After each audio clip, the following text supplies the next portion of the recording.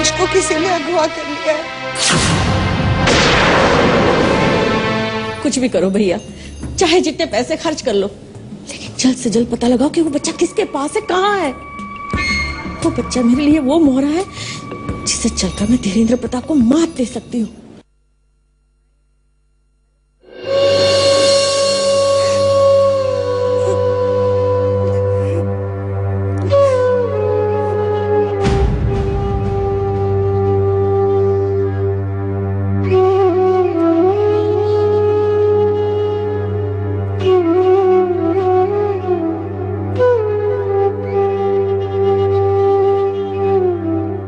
मां, समझाओ इसे। कब तक रोती रहेगी?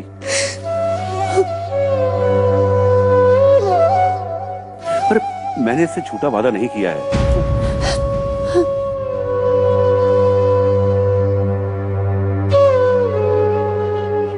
मैंने कहा है ना कि मैं अंश को लेकर आऊंगा। कृष्णा, धीरेन्द्र की बात पर भरोसा रखो बेटा।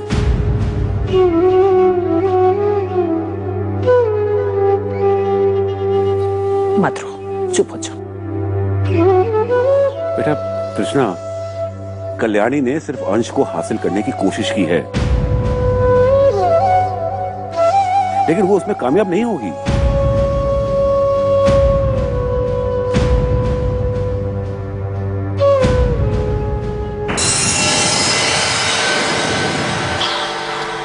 और अगर मैं कहूं कि मैंने ऐसी कोई कोशिश नहीं की तो?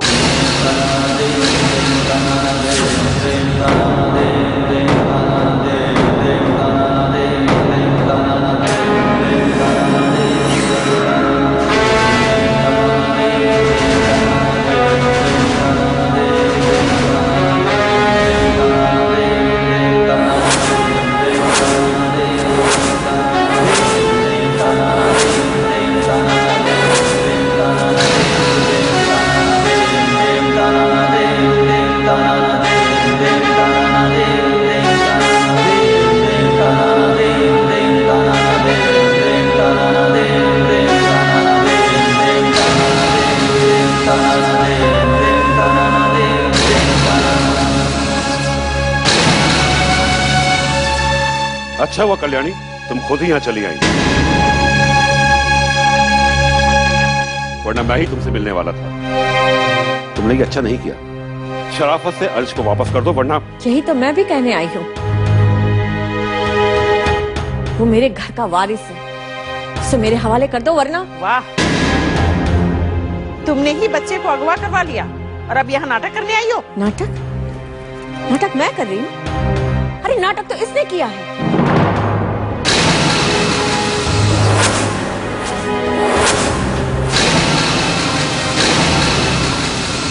हाँ कृष्णा, तुम्हारे बच्चे को अगवा करने वाला और कोई नहीं, तुम्हारा अपना बाप धीरेन्द्र प्रताप है। मैंने? हाँ धीरेन्द्र प्रताप, तुमने ये खेल खेला है, क्योंकि तुम कभी नहीं चाहोगे कि मेरे वंश के नाम को आगे बढ़ाने वाला कोई हो। इसीलिए तुमने बच्चे को गायब कर दिया, क्योंकि तुम अच्छी तरह से जानते थे कि मैं किसी भी तरह से उस बच्चे को हासिल कर ही लेती। बंद कीजिए अपनी बकवास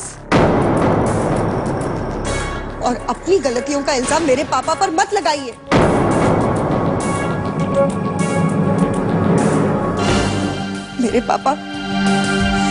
मेरे पापा तो मेरे बच्चे को मेरे आंचल में डालना चाहते थे।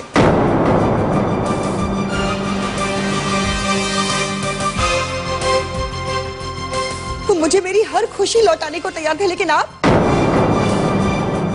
ये सब बर्दाश्त नहीं हुआ है ना? तुम अभी इस खेल को समझ नहीं पा रही हो तृष्णा।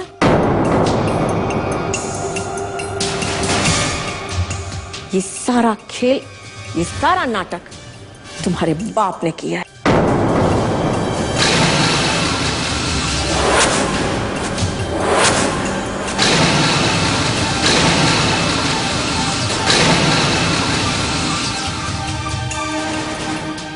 इससे तुम्हें वादा तो कर लिया, वो जानता है ऐसा करने से कितनी बदनामी होगी उसके समाज में।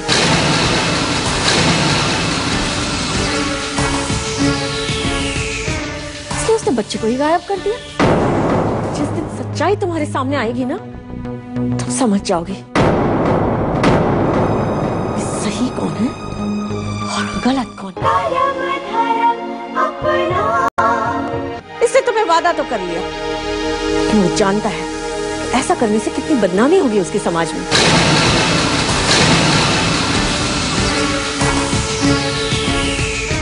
इसलिए उसने बच्चे को ही गायब कर दिया ताकि तुम्हारी नजरों में महान बना रहे और बदनामी भी ना हो।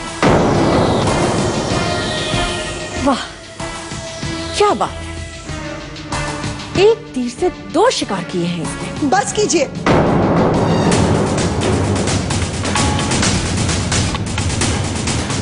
सबसे पहले तो मेरे पापा के साथ तमीज से बात कीजिए और मेरे पापा पर इतने गलत इल्जाम लगाना बंद कर दीजिए। इनफैक्ट भगवान से भी बढ़कर है वो।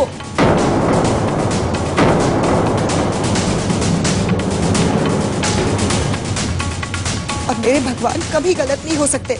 सुना आपने? मेरे बच्चे को तो आपने छीना है मुझसे और मैं आपसे कह रही हूं, मेरा बच्चा मुझे लौटा दीजिए। अगर मेरे बच्चे को कुछ भी हुआ ना, तो मैं आपकी जिंदगी तबाह कर दूंगी और ये एक मां का वादा है आपसे।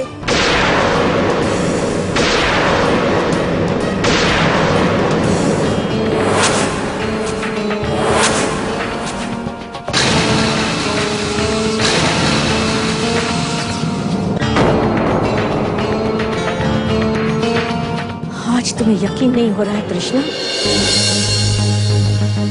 जिस दिन सच्चाई तुम्हारे सामने आएगी ना, तुम समझ जाओगे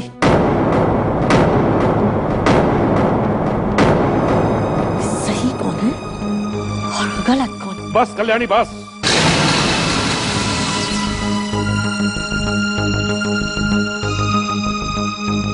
बंद करो अपना यह नाटक। तुम जो सोच कर आई थी वो पूरा नहीं हो सकता। तुमने क्या सोचा कि तुम अपनी इस तरह की बकवास करके हम बाप बेटी के बीच में दरार डाल दोगी? कल्याणी, हमारे रिश्ते इतने कमजोर नहीं हैं।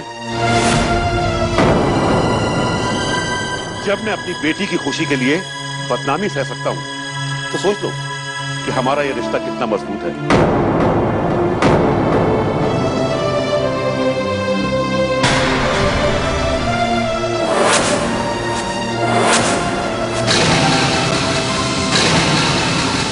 बस अब अपना ये खेल बंद करो और अंश जहां कहीं भी है उसे सही सलामत यहां पहुंचा दो। मैं तुम्हारा वो हाल करूंगा कि तुम सोच भी नहीं सकती।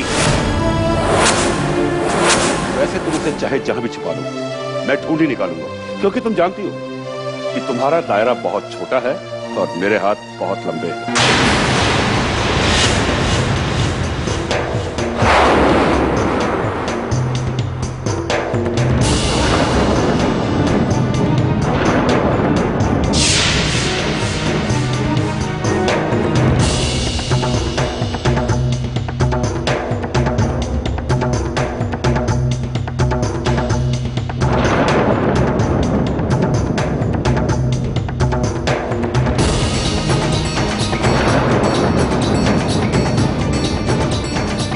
देखिए दादी, कल्याणी अब तक गलत थी, इस बार मुझे लगता है कि वो सही है।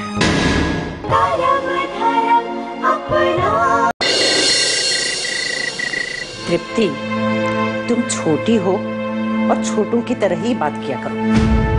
हाँ, मैं छोटी हूँ, लेकिन इतना जरूर समझती हूँ कि सही क्या है और गलत क्या। ऐसा तुम कह रही हो तृप्ति, लेकिन ये सब समझने में अभी तुम्हें वक्त लगेगा।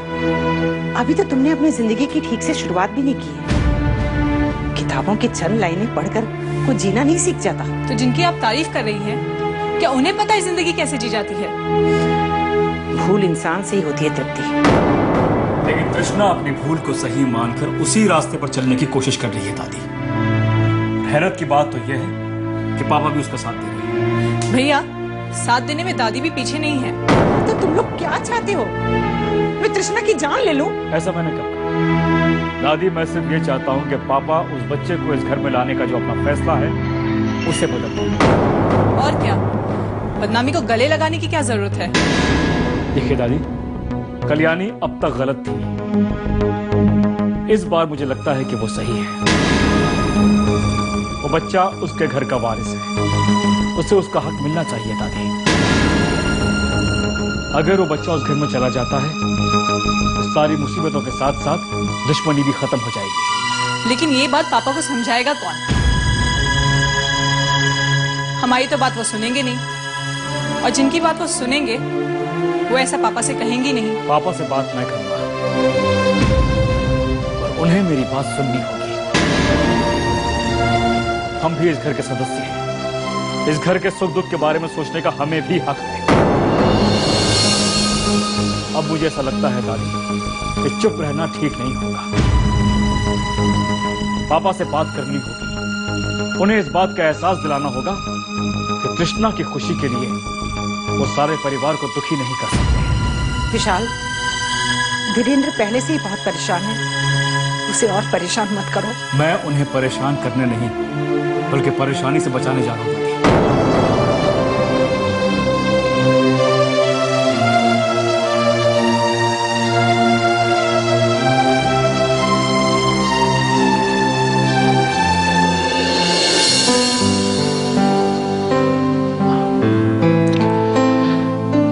पापा। विशाल, तुम यहाँ? आपसे कुछ बात करनी थी तो चला आया। तुम शायद फिर से कृष्णा के बारे में बात करना चाहते हो। हाँ पापा, हमारे घर की सबसे बड़ी समस्या वही है। तुम तृष्णा को समस्या कहने की कोशिश कर रहे हो। पापा, और मैं क्या कहूं उसे, आप माने या ना माने, लेकिन सच तो यह है कि अगर आज आप यहाँ टेंशन में खड़े हैं तो उस टेंशन की वजह तृष्णा है। हमारा पूरा परिवार डर के मारे घर में सहमा हुआ बैठा है तो उसकी वजह तृष्णा है। वो कल्याणी जब जी चाहे हमारे घर में गर्दन उठाकर चली आती है और जो मन में आए बोल के चली जाती है। उसकी वजह क्या है? तृष्णा पापा, तृष्णा। तो उसे मैं समस्या नहीं कहूं तो और क्या कहूं? वो जो भी है, जैसी भी है, मेरी बेटी है। पर हम पापा, हम लोग क्या हैं आपके? हम लोग कुछ नहीं है। आपका सारा फर्ज सिर्फ उसके ही प्रति है, हमारे प्रति कुछ नहीं है। मैं अपना फर्ज सबके प्रति निभाता हूँ। नहीं पापा, अगर ये बात सच होती तो आप उस बच्चे को कभी इस घर में लाने का फैसला नहीं करते। उसे तृष्णा ने जन्म दिया है, माना कि उसकी गलती है, लेकिन एक ऐसी गलती जिसे वो सुधार नहीं सकती। तो आप चाहते हैं कि हमारा परिवार उसकी गलती को अपनाकर दुनिया के सामने गलत साबित हो जाए? ऐसा कुछ नहीं होगा। मैं जो कुछ भी कर रहा हूँ सोच समझ के कर रहा हूँ। तुम्हें परेशान होने की जरूरत नहीं है। I know, मैं जानता हूं आप जो भी करते हैं बहुत सोच समझ के करते हैं। नो दैट पापा। पापा, एक बात पूछूं आपसे, अगर वो बच्चा राहुल के घर चला जाता तो इसमें गलत क्या है? गलत है क्योंकि वो बच्चा कल्याणी के लिए एक मोहरा है जिसके जरिए वो मुझे मार देने की कोशिश करेगी। लेकिन पापा, यह भी हो सकता है कि अगर कल्याणी को उसके घर का वारिस मिल जाए तो वो दुश्मनी भूल जाए, दुश्मनी मिटा दे। बिच्छू का डंक मारना और सांप का डसना, वो ये छोड़ दे कभी हो नहीं सकता। और कल्याणी में ये दोनों खूबियां हैं। पापा, ये भी हो सकता है कि उसे समझने में आप गलती कर रहे हो। ओके, मैं मानता हूं कल्याणी आज तक गलत करती आई है, लेकिन कौन पापा, हो सकता है कि उसके बेटे की मौत के बाद उसमें कुछ बदलाव आया। पापा, डोंट फॉरगेट, वो साफ साफ कह के गई थी कि अपना वारिस वो हर कीमत पर हासिल करके रहेगी। क्या बात है पापा, आप ऐसे क्या देख रहे हैं? देख रहा हूं कि कल्याणी का रंग तुम पर कितना चढ़ा है। पापा, मैं सिर्फ बस, अब कुछ भी कहने की जरूरत नहीं है, क्योंकि तुमने जो कुछ भी कहा उसे सुनने के बाद लगा कि तुम्हें अभी भी बहुत कुछ सीखने की जरूरत है। अगर इस वक्त तुम्हें अकेला छोड़ दिया ना तो जिंदगी के इम्तिहान में फेल हो जाओगे। और जहां तक सवाल रहा तृष्णा का, तो वो बहुत जल्द इस घर से विदा होकर चली जाएगी। आपको लगता है वो शादी के लिए हाँ कर देगी? शादी करने के लिए राजी हो जाएगी? वो मुझे कभी ना कर ही नहीं सकती।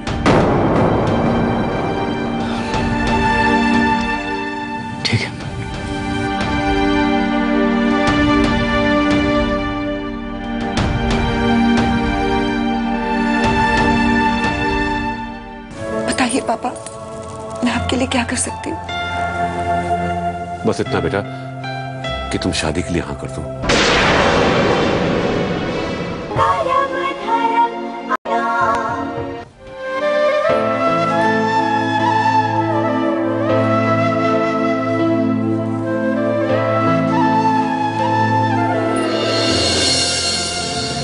कृष्णा बेटा, आंसू पोंछ लेने से चेहरे पे आए गम नहीं मिट जाते। मैंने तुझसे कहा ना बेटा कि तेरा अंश बहुत जल्द तेरे पास होगा, कहा था ना। तो फिर ये उदासी क्यों बेटा? तू जानती है ना कि मैं तेरे चेहरे पे उदासी नहीं देख सकता। अरे तेरे चेहरे पे खुशी देखने के लिए तरस गया हूं मैं।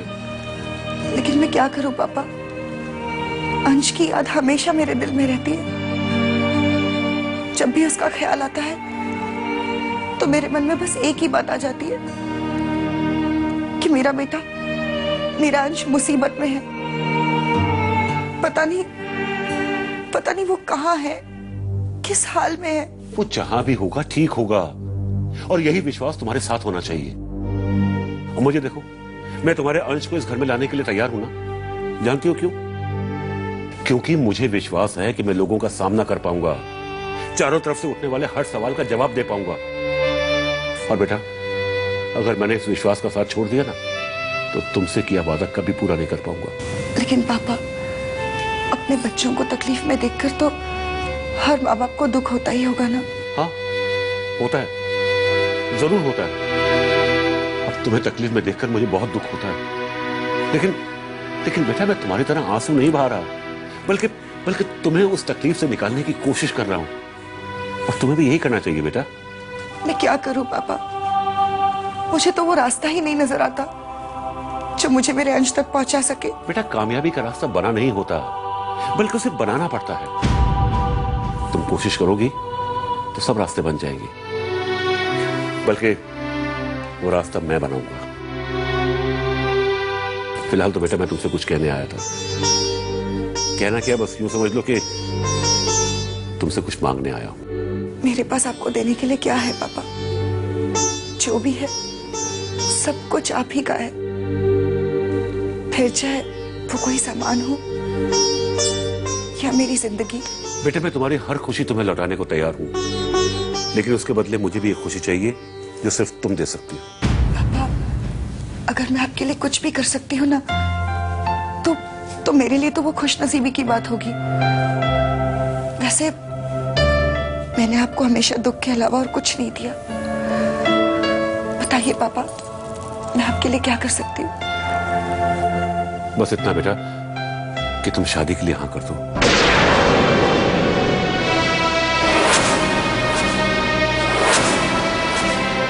देखो, ना मत करने बेटा। बेटा, हर बाप की तरह मेरा भी अरमान है कि मेरी बेटी का घर बस जाए। तुम अंश की चिंता बिल्कुल मत करो। मैंने तुमसे वादा किया है कि उसकी परवरिश इस घर में होगी तो होगी। बोलो बेटी, क्या मैं तुम्हारे लिए रिश्ता तलाश करूं?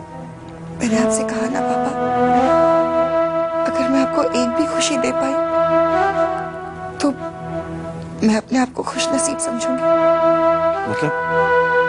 मतलब तुम शादी के लिए तैयार हो? थैंक्स बेटा, तूने ये कहकर मेरे सर से एक बोझ हल्का कर दिया। अब देखना मैं कितनी धूमधाम से तुम्हारी शादी करूंगा, देखना तुम। हाँ,